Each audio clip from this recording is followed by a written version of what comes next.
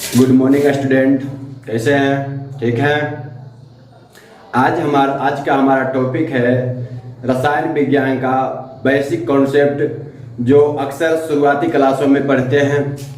तो आज हम डिस्कस करने जा रहे हैं कि जीव विज्ञान रसायन विज्ञान क्या है और रसायन विज्ञान में क्या क्या पदार्थ होते हैं, उन पदार्थों का अपना अपना क्या महत्व है, उसके बारे में बेसिक कॉन्सेप्ट पढ़ने जा रहे हैं। तो सर्वप्रथम देखते हैं कि रसायन विज्ञान क्या है। रसायन विज्ञान विज्ञान की वह शाखा है जिसके अंतर्गत पदार्थों के गुण, संरचना तथा उनमें होने वाले परिवर्तनों का अध्ययन किया जाता है।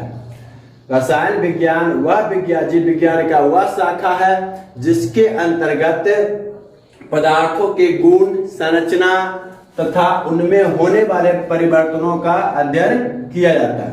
ठीक है। अब रसायन विज्ञान शब्द की उत्पत्ति कैसे आई?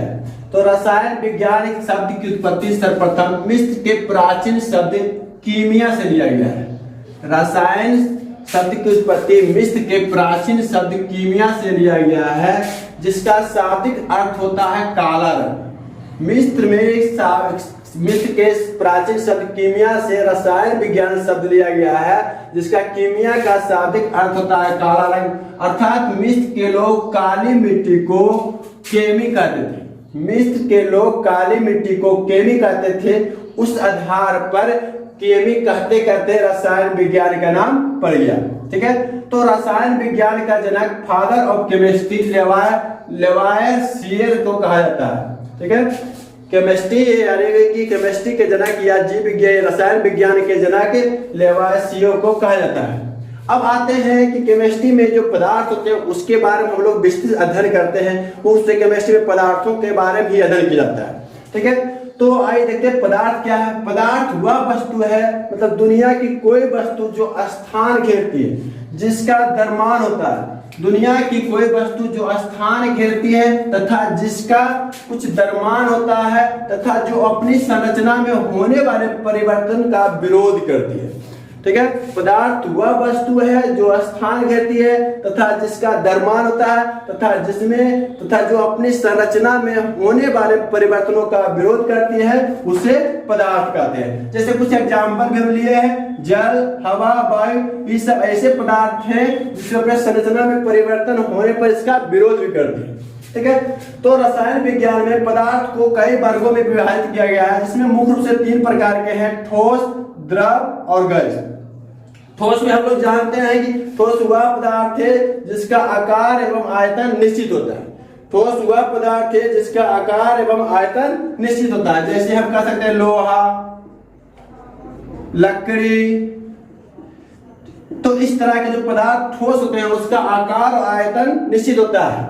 उसी प्रकार द्रव एक ऐसा पदार्थ है जिसका आकार निश्चित और आयतन अनिश्चित होता है। द्रव एक ऐसे पदार्थ है जिसका आकार और निश्चित तथा आयतन निश्चित होता है। द्रव वह पदार्थ है जिसका आकार और निश्चित तथा आयतन निश्चित। जैसे जल को हम लेंगे, जल को जिस वस्तु में रखेंगे उसके जैसा आकार हो जाते हैं। जल को हम किसी भी बर्तन में रखेंगे तो उसके जैसा आकार ले लेते हैं। इसलिए जल का आकार क्या होता है? और निश्चित हो जाते हैं, लेकिन आयतन इसका क्या होता है? निश्चित होता है। ये ध्यान रखिएगा।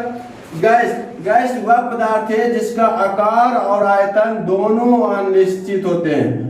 आकार और आयतन दोनों अनिश्चित होते हैं तो वह गैस कहलाता है। गैस वह पदार्थ है जिसका आकार और आयतन दोनों अनिश्चित होते हैं तो वह गैस कहलाता है। अब हम लोग देखते हैं आगे कि पदार्थ में कुछ ऐसे पदार्थ हैं, जैसे जल है। जल एक ऐसा पदार्थ है जो ठोस, द्रव और गैस तीनों रूप में परिवर्तित होते हैं।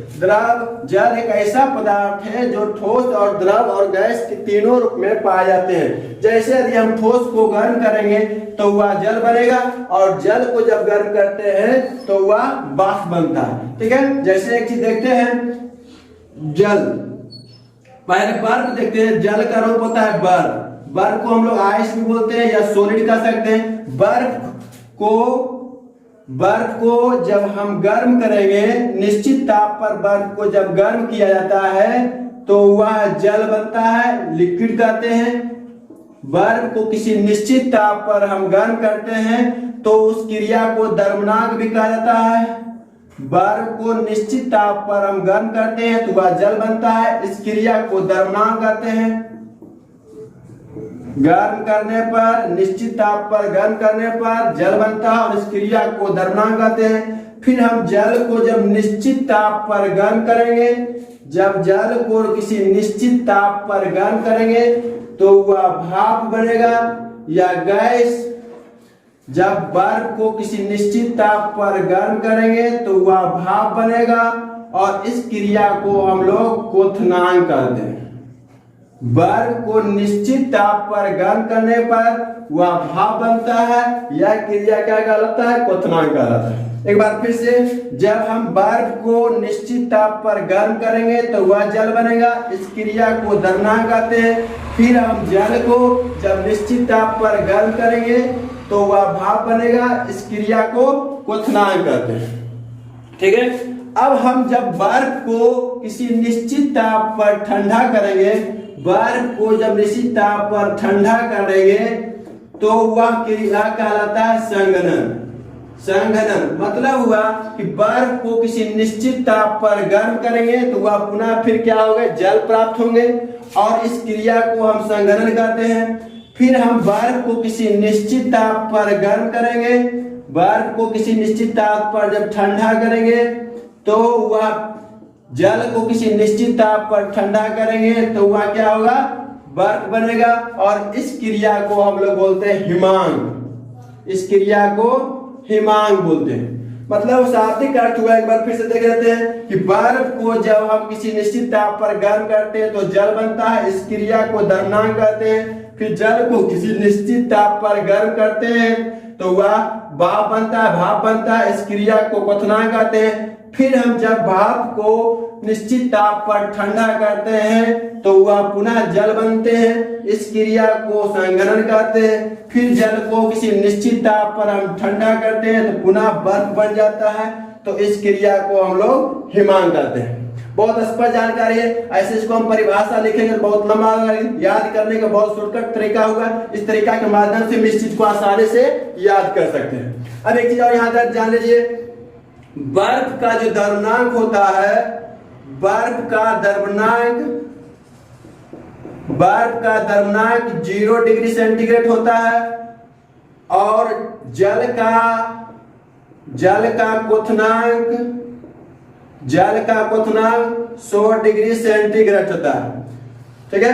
बर्फ का द्रवनांक 0 डिग्री सेंटीग्रेड होता है और जल का क्वथनांक 100 डिग्री सेंटीग्रेड होता है। मतलब बर्फ को 0 डिग्री से अधिक करेंगे तो वह जल बन जाएगा, 0 डिग्री से कम करेंगे तो वह बर्फ बनेगा। उसी तरह से जल को 100 डिग्री से अधिक ताप पर करेंगे तो वह भाप बन जाएगा, इससे नीचे करेंगे तो वह क्या हुआ? जल बन जाएगा।